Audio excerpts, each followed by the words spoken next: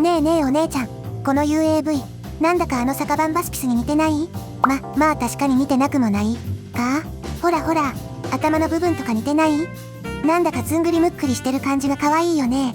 この UAV の名前、ハイタカって意味になるらしいんやけどな。分かってないな、お姉ちゃん。あの幻の古代魚、酒版バスピスもついに空を飛べるように進化したんだよ。酒版バスピスにも羽がついたんやな。というわけで、皆さんお久しぶりやね。ことの葉あかねです。妹の葵もいます。そういえば、ランドユットっていう新 DLC も登場することになったね。かなり多くの師団が追加されたよな。アメリカの海兵師団に、ソ連の海兵旅団、デンマークの師団とか、ドイツ北部からデンマークに当たる戦区が、今回の DLC の舞台だね。ランドユットっていうのが、ここら辺を守ってる部隊みたいだよ。地図では見切れてるんやけど、もっと北の部分も含まれるみたいやな。この場所を攻める東側の師団も追加されるで。それじゃあ、今回お姉ちゃんが選んだ師団は、西ドイツの機械化師団、第二装甲敵団兵師団やで。そういえば、葵の髪飾りってバイエルンっぽいよな。バイエルン娘？誰がバイエルン娘ですか？葵。今日の葵はバイエルン人なんや。それじゃ、師団解説を始めようか。なんか、お姉ちゃんに丸め込まれちゃった感じがするけど、この師団はとてもバランスがいいよね。すべてが高水準でまとまってるよ。この師団はパンツァーグレナディアーって呼んでるで。ランドユットの新規追加師団と被るからなんて呼ぶか迷うところやけどな。かっこいい略称とかあったらコメントで教えてほしいな。この師団は戦車も強いけど、歩兵が多く入るのが特徴だね。空挺歩兵が強力でいいよな。打ち合いにはあまり強くないんやけど、このパンツァーファウストはゲーム内屈指の性能やで。あとは空挺属性持ちの ATGM と偵察枠の戦闘車も魅力的だね。でも全部採用するのは難しいから選び取らないといけない。足が速いっていうのもあって、うちはルクスが好きやで。純粋な火力ならシミター、安さならスコーピオンやけどな。2つ採用するっていうのも悪くないけどね。戦車も優秀だよ。レオパルト2なら格上戦車が相手でも対抗できる。レオパルト1も戦線固めには重要やで。A1A1 型は安くて A5 型は砲性能がめっちゃいいのと数が出るのが強いところやな。砲兵枠の 203mm 砲も強力だし、ラーズっていうロケット砲を採用することもできるよ。ラーズを採用する人はあんまり多くないんだけどね。砲兵はパッチが入って展開と移動に必要な時間がそれぞれ追加されたよな。正味かなり弱くなった感じがするで。敵の砲兵からカウンターを食らいやすくなったし、爆撃される可能性も高くなったよね。今の環境を考えるとラーズは照準時間も短いし採用する価値があるかもな。対砲兵射撃にも使えそうや。まあお姉ちゃんもそんなこと言いながらラーズは採用してないんだけどね。デッキに入れたくなる時もあるんやけどな。エアーも強力なのがこの師団の特徴やな。選択肢も多いで、相手のデッキにレーダー AA がないこともあるから悩むところだけど、このシードはとっても優秀だから入れたくなるね。防空や航空支援にはロイヤルエアフォースとベルギー空軍も参加してくれてるんよな。このシード機も A 空軍所属やで。あとはトーネードの HE と AT がおすすめかな。機体性能もいいし、HE は90秒で再装填が終わるのがとっても強いところだよ。それじゃあ葵、この師団の弱いところは何やと思う？やっぱり全体的に器用貧乏なところかな。あとどれかを強くしようとすると何かを捨てないといけなくなるから枠のポイントの問題やな。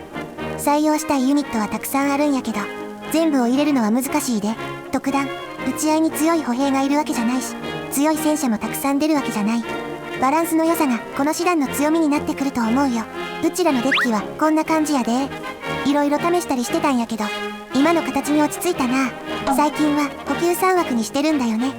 長期戦だと補給が足りなくなっちゃうし、本当は戦車をもう1枠入れたいんやけどな。うちはこの師団ほぼ戦車師団やと思ってるところがあるんよな。私はもっとエアーに振りたくなっちゃうかも。でもそれだけバランスのいい師団ってことだよね。せやな、うまいことこの師団の強みを引き出したいところやな。それじゃ実践に行くで。2人なら怖くない？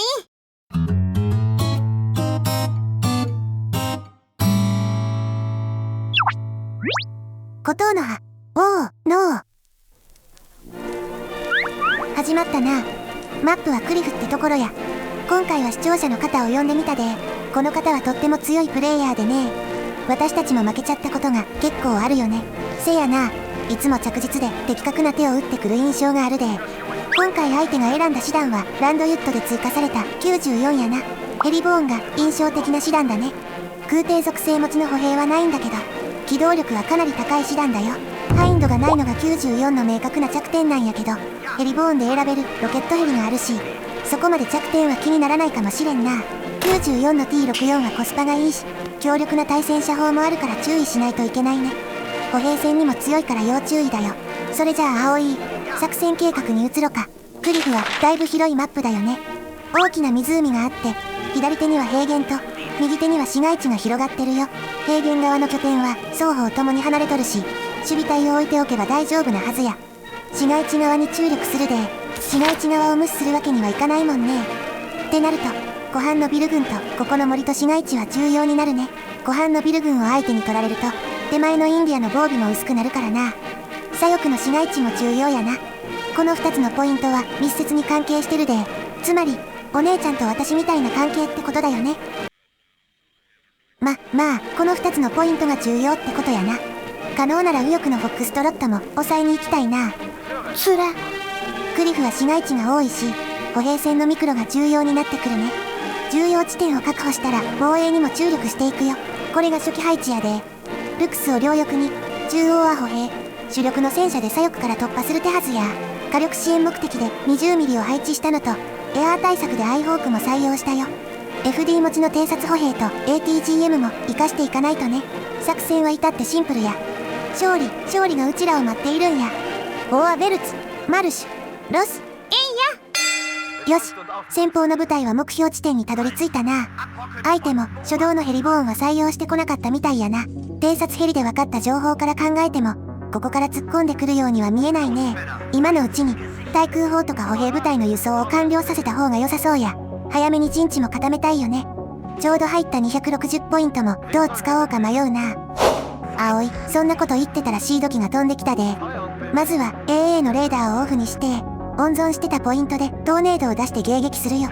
相手も1分目の収入で、しかもこのタイミングでシードを出してくるとはな。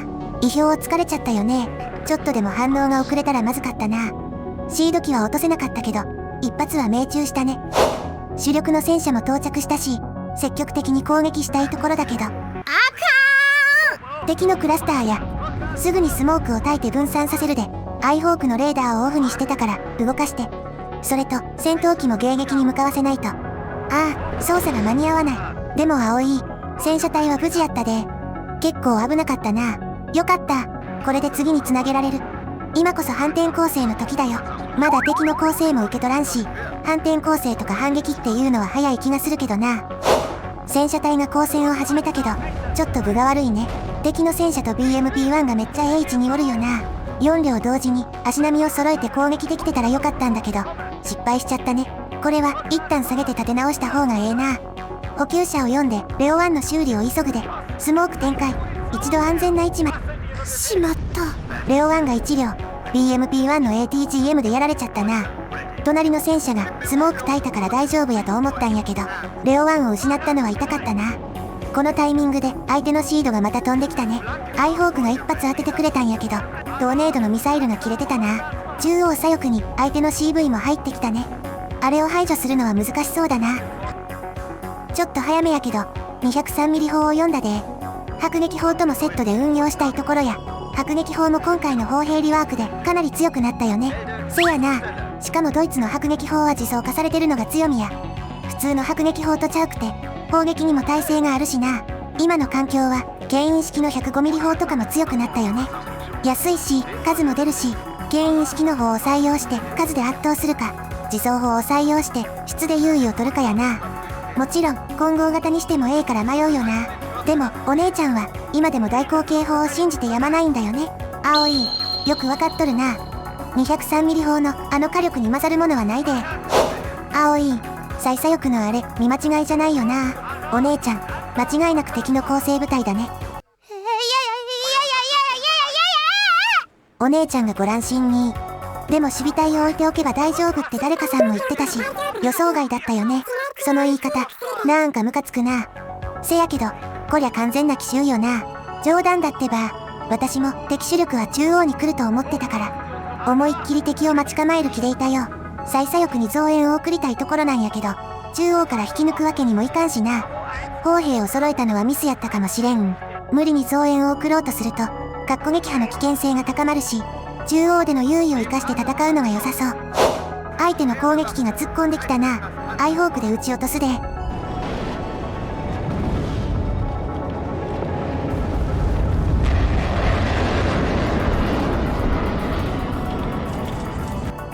落としたな。 CV も AA にくっつけて連度上げてたし、ちゃんと効果があったかもしれんで。アイホークは撃たれ弱いし、ちゃんと位置を移動させないといけないよね。中央左翼にも圧力が強まってて怖いところや。あのロケットヘリがかなり面倒な位置におるで。ちょうど 20mm 対空機関砲も押し負けちゃったね。ロケットヘリ2ベッドで相手も運用してるから本当に厄介だよ。あのヘリ ECM も 20% あって、2ベッドするとロケットの命中精度もめっちゃ上がるしな。相手の航空機も増えてきたな。こっちも戦闘機を出して応戦するで。爆撃機は撃退したね。あと敵戦車もレオワンがやってくれそうだけど、スモーク焚かれちゃったな。さすがにダメやったか。ちょっとリスクはあるけど追撃してみるよ。この森のラインで戦線が固定化するとまずいからね。戦闘機も前に飛ばしてレオワンを援護しないとな。はっけー。ちょうどあの T64 も捕捉して撃破したね。敵の攻撃機とヘリも落としたで。これは流れが来てるかもな。今がチャンスな気がするで。シード機よ、出番や。敵の AA がさっきまでいた位置にも 203mm 砲で砲撃するよ。同時にシード機も前へ。オサーは一つ破壊したで。シード機がもう一発アラーム撃ったんやけど、あれは命中してなさそうやな。でもこれで相手も AA を補充するか、戦闘機でカバーしないといけなくなるはず。せやな。ひとまずこれである程度は立て直せたやろか。こっちも歩兵の消耗がかなり激しいのがまずいけどな。空間的な優位は相手に握られている感じがするよね。左翼の構成といい、かなりバーティカルな動きをしているもんね。自陣のホテルとか補給線が直接攻撃されているわけちゃうんやけど、やっぱり防衛範囲が広いから心理的な圧迫感も強いよな。何より中央左翼が側面から殴られてるのがしんどいところだよね。203mm砲ももっと積極的に動かしたいところなんやけど、いかんせん敵の位置がわからなくてな。こういう状況は迫撃砲が欲しくなるよね。市街戦は敵の位置が把握しづらいけど、迫撃砲ならより広い範囲を撃てるから。もちろん精度は砲の射程と距離によって変わってくるんやけど、敵がいそうなところに撃ち込むことができるっていうのは迫撃砲の強みよな。 HE 投弾。敵の増援を叩くで。敵のあの14人歩兵連度も上がってるし本当に脅威だもんね。1対1じゃ絶対に勝てないし、倍の兵力を用意しないといけない。敵歩兵はなるべくこの市街地に入らせたくないよな。可能な限りこのラインで食い止めるで。セーフやったで。葵、運が味方してくれたな。シード機は落とせたからよかったんだけど、アイホークに命中してもおかしくない状況だったよね。せやな。あとレオワンがかなり消耗してるのがまずいな。中央左翼を支えるのが難しくなってきたで。こういう時こそ内戦作戦の利を生かしていくべきだよ。お姉ちゃん、各隊は密集しとるし、相互に連携は取りやすい位置におるもんな。防衛に徹してチャンスを伺うで。今のなしちゃうんや。お姉ちゃんの思いが通じたのか。また外れたね。お姉ちゃんパワー突撃。最左翼の拠点奪還のためにもどうにか歩兵を市街地に浸透させたいところ。市街地までまだちょっと距離があるけど、ここで下ろすしかない。マルダーがやられちゃったね。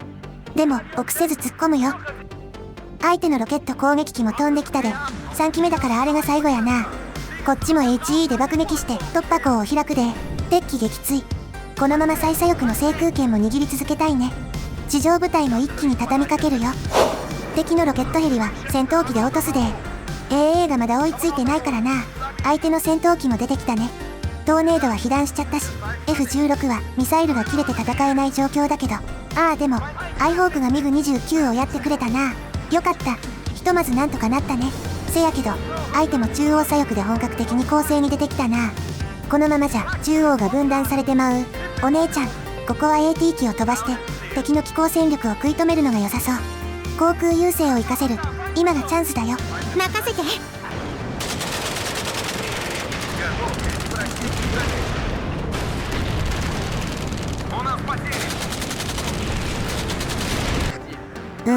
相手もうまいな。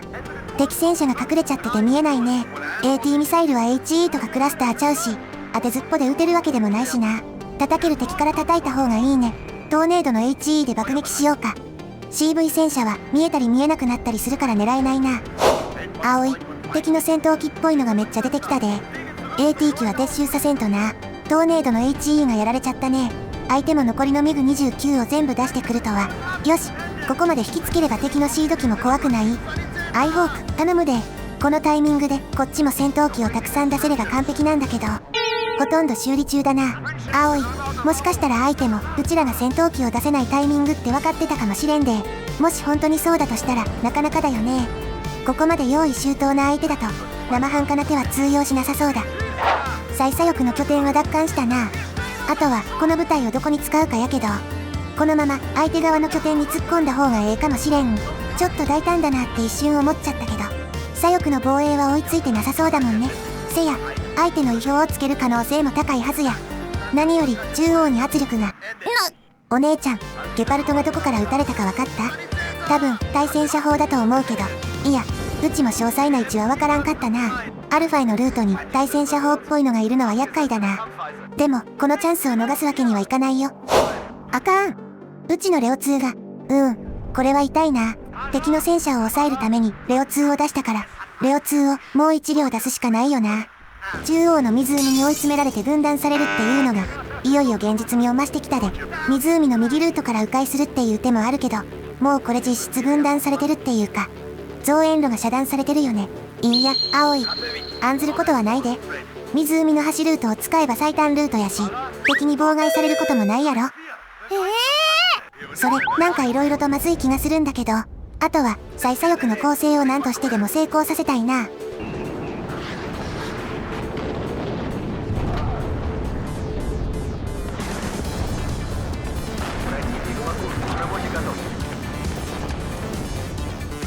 まずい、マルダーが敵の対戦車砲にやられてるな。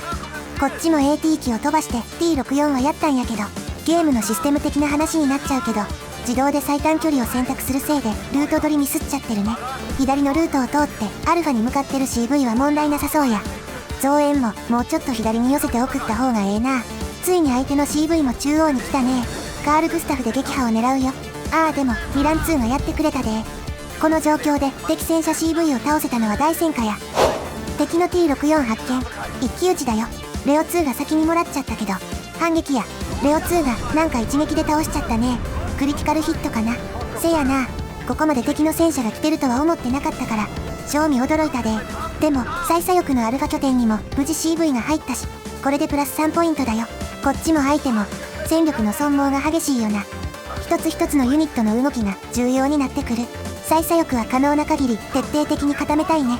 やっぱり西側にも対戦車砲が欲しくなるな。そうだよね、お姉ちゃん。なんかめっちゃ圧を感じるんやけど、そんなこと言われても対戦車砲は出てこうへんで。戦闘機でヘリを叩くよ。航空優勢を生かして敵の戦力をどうにか減らし続けていきたいところだね。かき集めた戦力で中央左翼に攻撃してみてるんやけど、敵の防衛戦力が硬すぎるな。IFV に戦車、おまけに対戦車砲ときたで、航空戦力で全部破壊するしかないね。被弾したレオ2も修理が終わったから中央左翼の攻撃に参加させるよ。この状況なら中央を攻撃して側面を晒すよりも、このまま中央左翼の攻撃に全力を注いだ方がええはずや。そうだね、迫撃砲でスモークを対手に確保しようか。おそらくだけど中央左翼の敵歩兵は少ないはず。なあ葵、203ミリ砲が敵の多連装ロケット砲に攻撃されてて気が気じゃないんやけど、大丈夫だよお姉ちゃん。ほら、なんとか耐えたでしょ。厄介な位置にいた敵戦車は排除できたし前進するよ。攻勢は速度が第一や。あの増援の対戦車砲もトーネードの機銃で排除するで。ボアベルツ、マルシュ、ロス、ちょっとリスクはあるんやけど、頃合いを見て戦車も突撃した方がええかもな。この好機を逃すわけにはいかんで。相手の戦闘機も迎撃に出てきたね。こっちも戦闘機を2機出して応戦するよ。よし、ミグ29は落としたな。ただ再左翼の圧力も増してきたな。敵の部隊が揃いつつあるで、歩兵を敷き詰めて防衛ラインを張ってるから十分時間は稼げるはずだよ。相手が再左翼のアルファを落とす前にうちらが先に中央左翼を落としたいところやな。制空権は掌握してるから、これで何よりお姉ちゃんと私にはかけがえのないものがあるでしょ。それはどんなものかな。そういうのは間に合ってるので大丈夫です。嘘でしょお姉ちゃん。何か言ってよ。そんなヤンデレみたいなことまた言われてもな。再左翼の敵戦車は AT 機がやったっぽいで、相手の方も GG って言ってくれたね。よかった。なんとか勝てたよ。いや、しんどいしきっつい戦いやったな。相手の動きが予想と全然ちゃうくて焦ったで。お姉ちゃんは幸左翼になんて来るわけないって思ってたもんね。もちろん、私も本当に予想外だったけど、あまりにも想定外やったからな。対戦相手になってくれた視聴者さんにも感謝やで。ここまで見てくれたみんなもありがとな。ありがとうございます。それでお姉ちゃん、さっきの話の続きだけど、いや知らんな。何のことやろ。